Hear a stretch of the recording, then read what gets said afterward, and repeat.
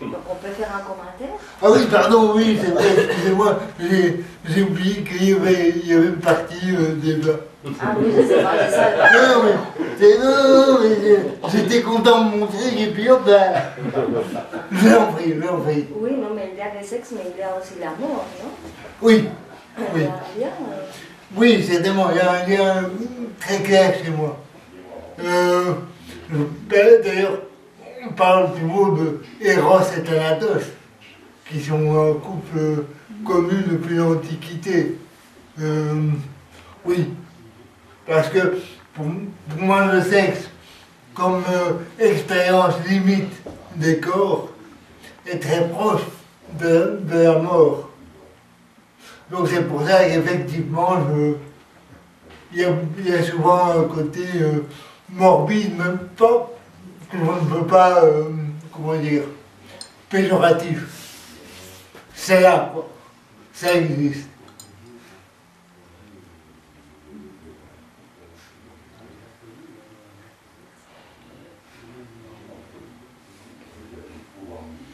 D'ailleurs, la jouissance sexuelle, on dit la petite mort. Aussi.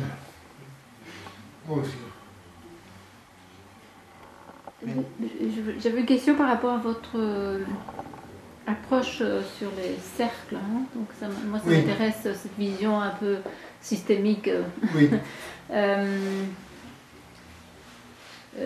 Cette vision occidentale, c'est que Oui. vous posez là, parce que je pense que, par exemple, dans cet cercle de l'intime, c'est intime, par exemple, dans d'autres cultures traditionnelles, etc., est beaucoup plus fusionné avec le privé. Oui. Il n'y a pas de moi Oui. pour, il n'y a pas cette bulle du moi. Oui. Il y a quelque chose de plus universel qui appartient à une communauté ou à une famille élargie, communauté, etc., clan, voilà. Donc j'imagine que c'est vraiment votre vision occidentale. Ah ben, je suis un pur produit de l'Occident. Oui. Ça c'est clair. Oui, tout à fait. J'en suis bien conscient. Non, c'était juste un Oui, commentaire. vous avez raison, c'est intéressant, oui, tout à fait. Et c'est ce que vous avez dit, ça convient bien à ce que vous avez dit auparavant, dans le sens de, c'est votre vision des choses, vous ne prétendez pas d'avoir une vérité universelle, etc. Non. Donc voilà, c'est une vision. Mais c'est intéressant, c'est intéressant. Merci.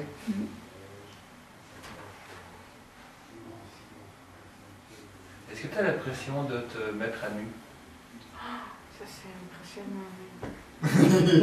Ça m'impressionne parce que très souvent je me suis dit, en voyant, c'est dingue, en voyant des performances que tu as fait, quelquefois je me suis dit, et je ne croyais pas que je le sortirais, que tu te déshabilles, mais tu ne te mets pas toujours à nu. C'est bien. Et le fait que tu dises ça, tout d'un coup, ça m'étonne. C'est dans ce sens-là que tu voulais dire. Mais ma question était plus ouverte que ça, mais ça rejoint entre cela. Et bon, moi, personnellement, je pense que la nudité, c'est pas le corps déshabillé, quoi. C'est quelque chose qui est...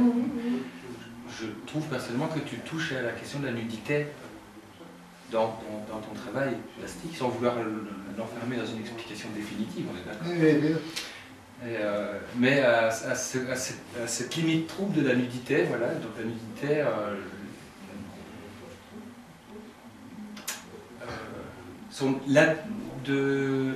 l'envers de cette nudité-là, c'est-à-dire ce que toi tu appelles son intimité. Oui. Mais la question que je posais, enfin ça c'est mon avis, mais la question que je te posais, c'est est-ce que toi tu as ce sentiment de te mettre à nu? C'est-à-dire que je me mets à nu dans le sens abstrait du terme, quand je suis dans mon atelier et que je peux passer des heures à peindre, à dessiner, etc. Là, je suis à poil. Et je suis contraint uniquement par la technique dans mon expression. Mais effectivement, pour ceux qui ne connaissent pas mon travail, je fais des performances sur scène où je me présente parfois nu sur scène. Oui. Et pour moi, la nudité, alors, pour répondre à ta question, la nudité sur scène, pour moi, c'est une ambivalence. C'est-à-dire que c'est à la fois, je me présente comme faible. C'est-à-dire que je suis nu, il peut m'arriver n'importe quoi, que je suis fragile à ce moment-là, enfin fragile physiquement. Mais l'ambivalence veut que quand je me présente sur scène nue, eh bien, et que je vois tous les regards se tourner sur moi, se centrer sur moi, etc., c'est aussi une force.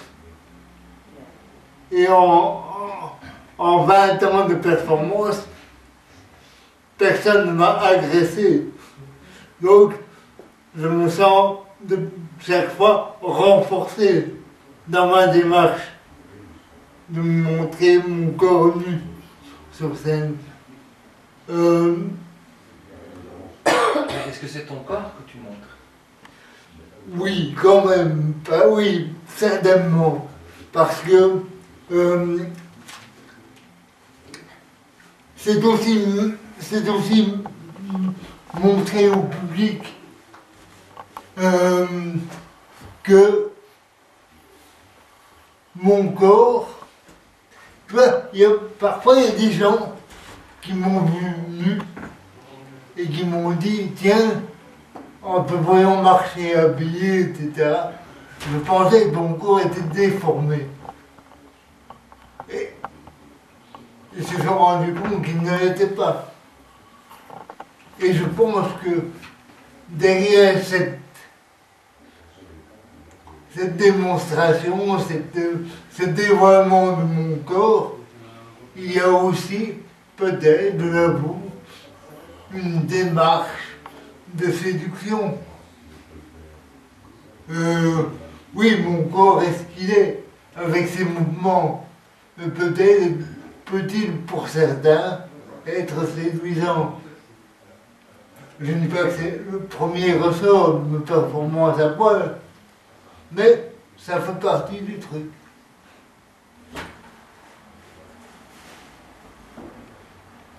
Donc oui, je montre mon corps, vraiment. Est-ce qu'au-delà de cette mise à nu, à proprement parler, est-ce que, je veux dire, tout artiste qui s'exprime, est-ce que c'est pas de manière relative par rapport aux uns et aux autres, mais c'est une forme de mise à nu, parce qu'un artiste, je pense qu'il parle de soi dans son travail. Mais le regardeur ne doit pas faire la relation entre ce qu'il voit et la biographie. Voilà. Ça, c'est ce que j'ai voulu dire. Mais quand quelque chose a de la force, c'est parce que c'est la personne qui s'est exprimée davantage. Oui. Alors, c'est ce que j'ai voulu dire, effectivement. Alors, je vais ajouter quelque chose, c'est que ce qui, moi, me paraît essentiel dans l'art, c'est la forme. C'est-à-dire que je déteste l'art réaliste. Le réalisme en art, c'est quelque chose que je déteste. Je trouve ça pathétique. Pour moi, il faut toujours qu'il y ait un filtre. Et le filtre, c'est la forme. Et c'est ce qui permet aussi aux artistes de s'en sortir. Je veux dire qu'on ne peut pas demander à un artiste. Bon, moi ça me fait toujours rire cette expression. Un tel artiste, il est sincère. Oui, mais pas. Moi je m'en fous qu'il soit sincère ou pas. Je dis oui, il faut faire qu'il le soit, mais si la sincérité consiste à tout montrer dans sa bassesse sans forme, ça, c'est inintéressant. Mais la forme, alors, c'est quoi? Alors la forme, ça prend plusieurs aspects. La forme, ça peut être le trait, simplement. Ça peut être par exemple, ici, vous voyez le tableau ici, avec la personne qui a les jambes écartées. On voit qu'il y a une espèce de vulve énorme. Ça n'existe pas. Mais j'imagine que dans l'œil du spectateur, voir une vulve disproportionnée, ça peut avoir ça peut susciter des images et des idées qu'il n'y aurait pas si on voyait seulement un nu académique. Donc la forme, c'est aussi, ça peut être l'exagération d'une certaine réalité. Et donc vous, Punier, vous êtes en train de dialoguer avec celui qui va regarder. Vous faites ça pour vous, vous faites ça pour comme un sort de dialogue avec le regardeur. C'est complexe. C'est un rapport complexe. C'est-à-dire que une performance.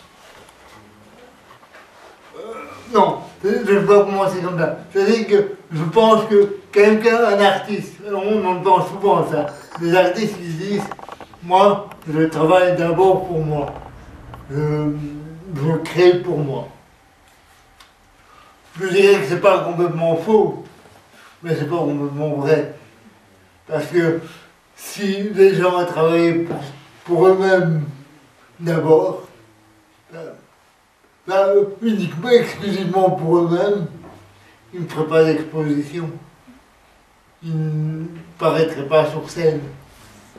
Donc, maintenant, je ne crois pas les gens qui disent je ne travaille que pour moi, mais je ne crois pas non plus des gens, j'ai du mal avec des gens qui,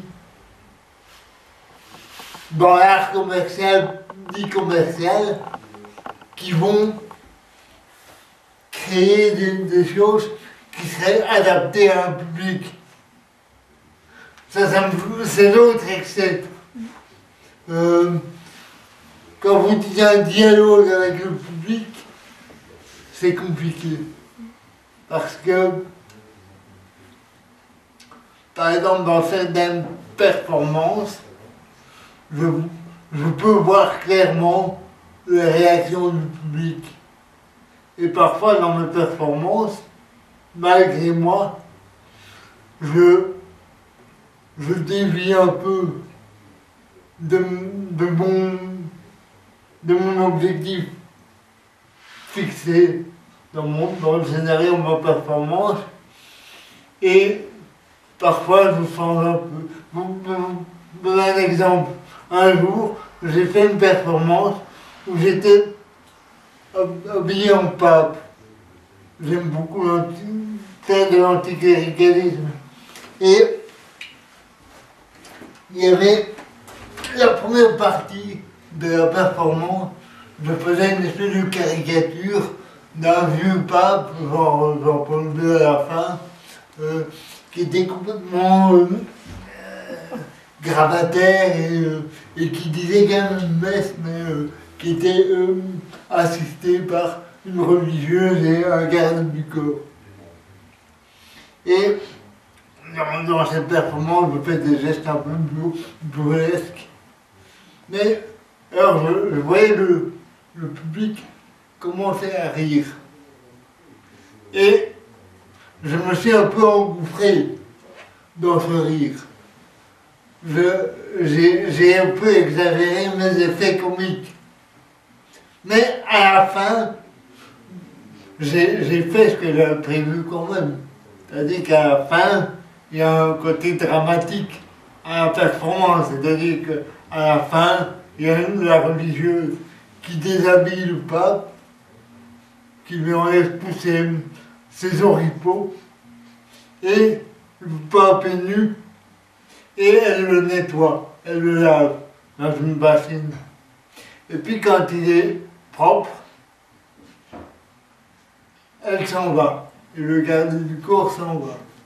Et le pape est là avec son bras tendu, il est seul et il crie. Là, plus personne ne riait. Donc, le dialogue, d'une certaine manière, oui, mais pas complètement. J'ai quand même des objectifs. Thibaut, est-ce que ton mécanisme de pensée, et le mien probablement aussi, n'est pas constitué aussi des autres? De notre rapport avec les autres constamment, même quand tu es tout seul chez toi ou quand je suis tout seul chez moi, c'est difficile de faire abstraction de la présence des autres, quoi. Je ne sais pas si se regarder en face de soi à soi, si on ne voit que soi et soi, comme s'il n'y avait pas un monde autour qui le constituait, qui le rend possible, quoi.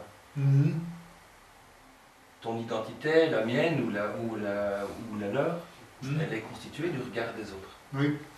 C'est une autre manière de dire, de parler de ce dont on est en train de parler. J'ai l'impression que la question, à la limite, ne se pose même pas. L'autre est là en permanence, même dans ton intimité, même dans ta solitude. Enfin, je ne parle pas en ton nom. Oui. S'il est question que de sensations pures, et que tu parles, que tu dessines une sensation pure, et que tu parviens à isoler cette sensation-là des bruissements ou du chaos du monde, tu fais pas une figure féminine et tu fais pas une grosse vulve, quoi. Non. Non. En fait, j'ai permis que ma sphère privée, elle existe. Mais, comme je l'ai dit, je n'en parle pas. C'est clair. Mais elle existe. Et elle agit aussi sur mon travail. Mais, pour moi, je fais l'impasse dans ma communication, entre guillemets. Oui, et moi, sur quoi j'insiste, c'est une réaction à celui qui a posé la question de la présence de l'autre, c'est qu'il y a une question de l'altérité qui est inhérente à ta pratique, à la pratique artistique de manière générale. Elle est non seulement inhérente, mais elle est très centrale. L'altérité, la tienne, et ton rapport à l'autre d'une façon très globale. Et le fait que tu vas jusqu'à l'explorer, c'est parce que tu en as conscience de cela, et que tu vas jouer de cela parce que ça fait partie du jeu. Voilà. C'est la règle du jeu, quoi. Tout à fait.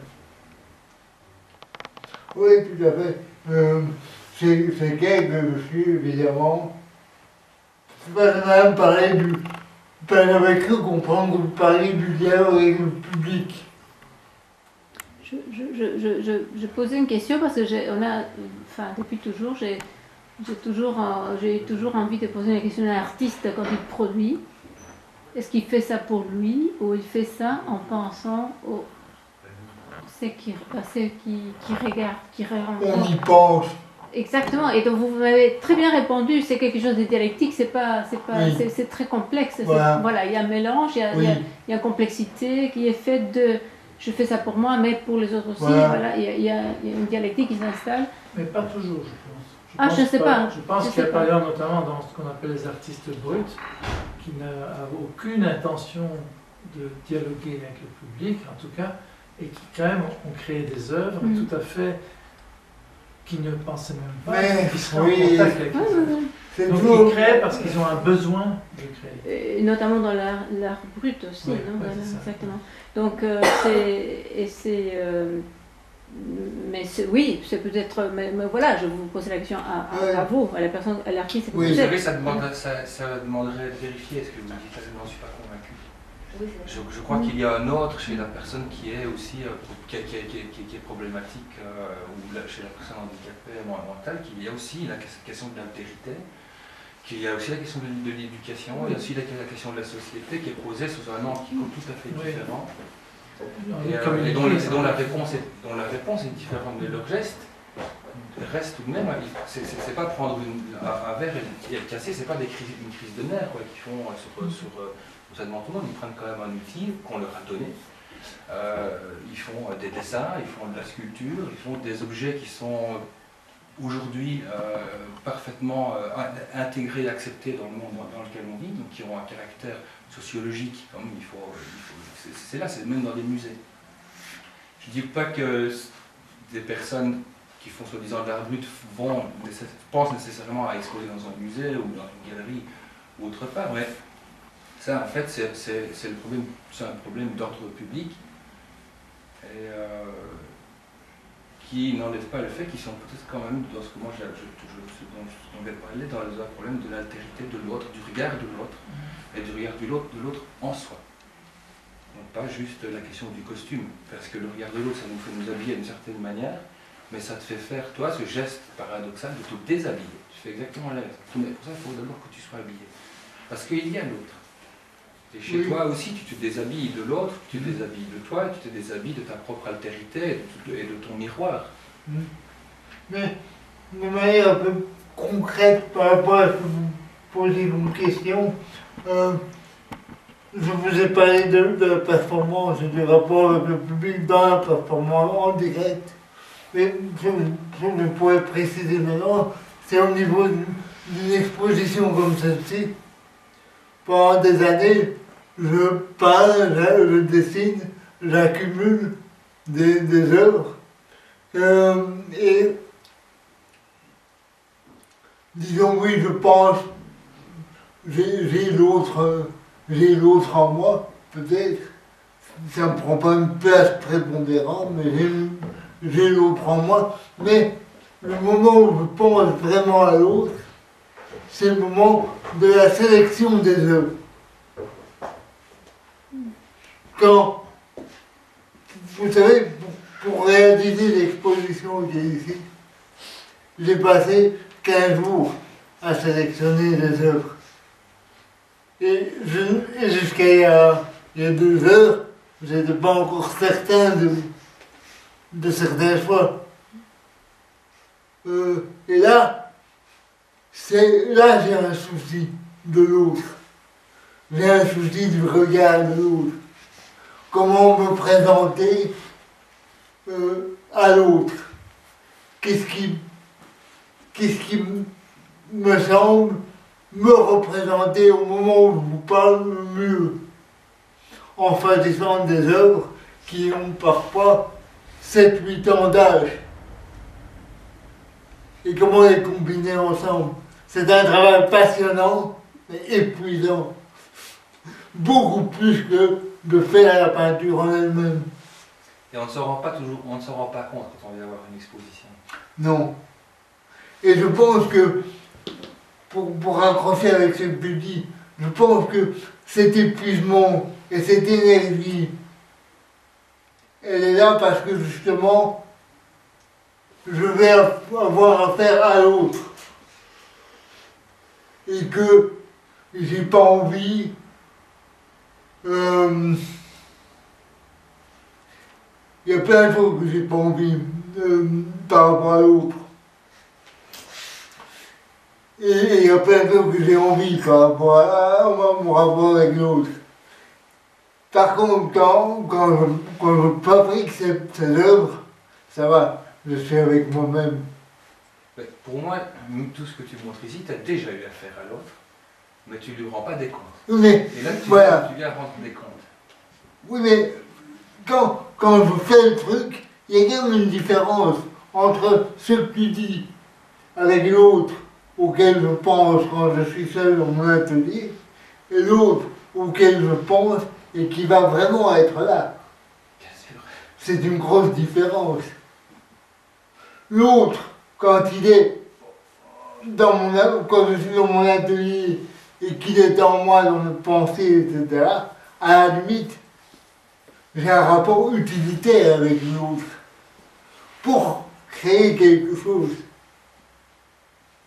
Tandis que dans le cas de la sélection de la peinture, là je suis vraiment comme dans un tribunal. Je suis sous le jugement de l'autre, ou ce que je crois être l'autre, puisque l'autre c'est multiple. Voilà.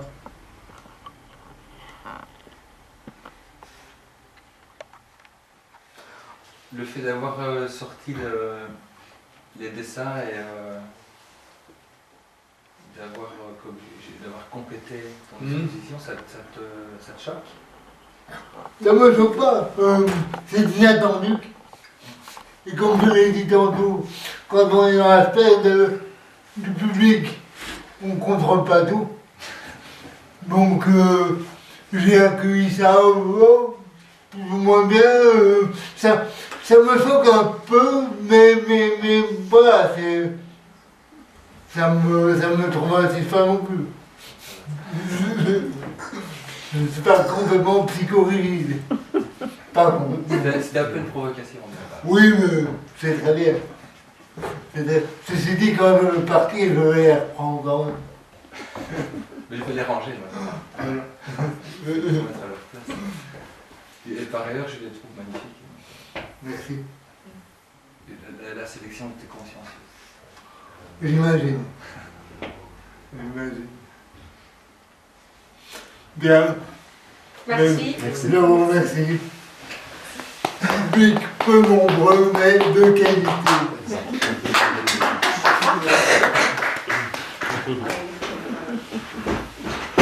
C'est dommage qu'on arrive à enlever parce que Ah oui.